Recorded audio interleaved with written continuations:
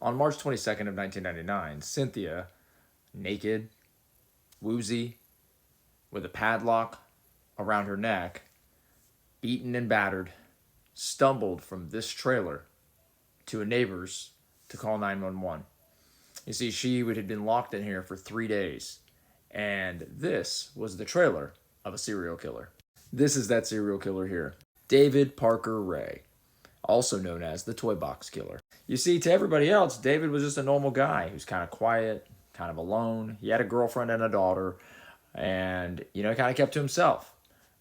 But at his house is where David did his investing. You see, inside of his trailer, he had built up a $100,000 torture chamber, aka the toy box.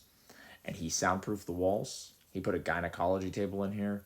He had scalpels, all sorts of torture devices, saws. He had a little box in the corner, just big enough to somebody to be having their bodies contorted and then jammed into it, that he would keep for days in there.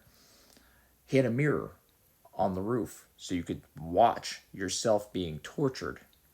And he had an audio tape that he would play of his voice with 40 to 60 hours of audio recordings of him describing in detail what he was going to do to the person strapped to that chair. And he would play it for them over and over and over while he tortured them. Now, police believe that Ray started his killings in the 1950s, and it wasn't until 1999 when he finally got caught. He would lure girls using his girlfriend and even his daughter at times as accomplices to help him get oftentimes girls that looked like they would be alone, oftentimes women that were soliciting certain stuff that he believed nobody would miss. He also kept a detailed logbook of every one of his victims, so the police know who these people were, what had happened to them. Some of them he didn't know the names to. He just said victim 12, blonde, XYZ, did this for however many days and then let her go. Others, he did the same thing, but he said not released. Now, Cynthia's story begins a few days before, in 1999, on March 19th. She was working as when Ray and his girlfriend offered her a ride. She said they seemed harmless, so she took it. But soon she was drugged and chained to the chair. For 3 days, she suffered unimaginable abuse, and David Ray and Cynthia Hendy would take turns torturing her and then, taking a break to eating while she begged for her life. But it was David Ray's one mistake that put an end to this once and for all. You see, when he was leaving one day, he left the key a little too close to her chair. Now her arms, wrists, they're already kind of tore up from the shackles, were able to wriggle over and unlock one of the arms. She grabbed an ice pick, and while Cynthia was on duty, ran up and stabbed her in the neck and bolted out of the trailer.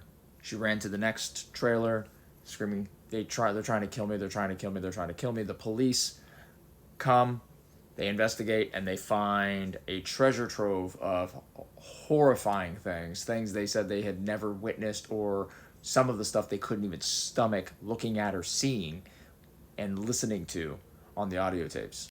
Now, Cynthia, to lessen her sentence, decided to spill the beans on old David Ray. And so she told him everything she knew, how she had helped, and how even the daughter had helped lure girls in to the room for torture. David Ray ended up getting 244 years. Cynthia got 36 years, and his daughter got 2.5 years as an accomplice. He only ended up serving 8 months before he died of a heart attack. And the police, even with all the evidence, being that it's a desert and there's other areas to hide bodies, were only able to ever recover 3 individuals out of what they estimate to be 40 to 50 people.